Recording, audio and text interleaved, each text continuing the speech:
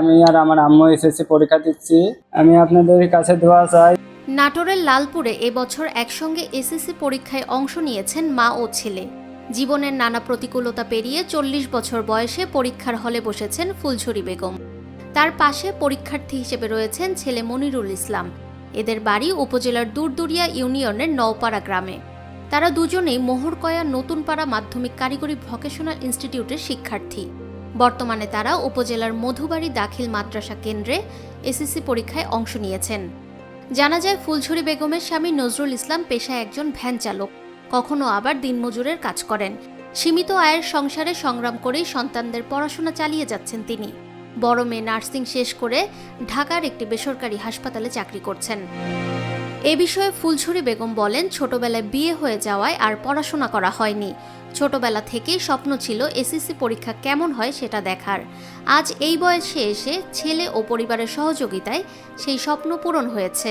ছোটকাল থেকেই আমার এসএসসি পরীক্ষাটা কেমন হয় এটা দেখার জন্য আমার খুব ইচ্ছা ছিল, কিন্তু বাবা মায়ের আর্থিক অবস্থার কারণে বাবা মা পরীক্ষাটা দিতে পারেনি। ছেলে মনিরুল ইসলাম বলে, আমার খুব ভালো লাগছে মায়ের সঙ্গে পরীক্ষা দিতে পেরে। মাকে পড়াশোনা করতে দেখে আমি আরো উৎসাহ পাই। আমি চাই মা ভবিষ্যতেও পড়াশোনা চালিয়ে যাক। আমার খুব ভালো লাগছে। আমি আর আমার আম্মু এসএসসি পরীক্ষা দিচ্ছি। আমি আপনাদের কাছে দোয়া চাই যেন পাস করতে পারি। এ সময় নজরুল ইসলাম বলেন, স্ত্রীর পড়াশোনার ইচ্ছায় তিনি বাধা দেননি। ভ্যান চালিয়ে আর দিনমজুরি করে যা আয় করেন তা দিয়েই সংসারের পাশাপাশি তাদের পড়াশোনা চালিয়ে যাচ্ছেন। আমি যে ভ্যান চালাই, এই লোকের গরু বর্কি শতভাগিলি পুষি বেশি কিনে যদি লাভ হয় ওটি আমাকে সংসারে দিতে হয়, ছেলে মেয়ে পড়াতে হয়, এইভাবেই চলে ভাই।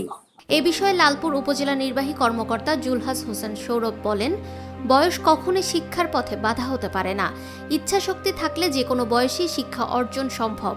আর পড়াশোনার প্রয়োজনে উপজেলা প্রশাসনের পক্ষ থেকে প্রয়োজনীয় সহযোগিতা প্রদান করা হবে তাকে। মা ফুলঝুরি এবং ছেলে মনিরুল ইসলাম তারা দুজনই এসএসসি ভোকেশনাল পরীক্ষায় এবছর অংশগ্রহণ করেছে। তো এটা আসলে আমাকে উৎসাহিত করেছে এবং আমি আশা করছি উনি অনেক দূর এগিয়ে যাবেন। এটা আসলে আমাদের যে লালপুর না, পুরো দেশের জন্য, বিশেষ করে নারীরা যে এগিয়ে যাবে শিক্ষার ক্ষেত্রে, এটা একটা অনুপ্রেরণামূলক কাজ হবে। এটি শুধু লালপুর নয়, পুরো দেশের জন্য নারী শিক্ষার ক্ষেত্রে অনুপ্রেরণাদায়ক একটি দৃষ্টান্ত।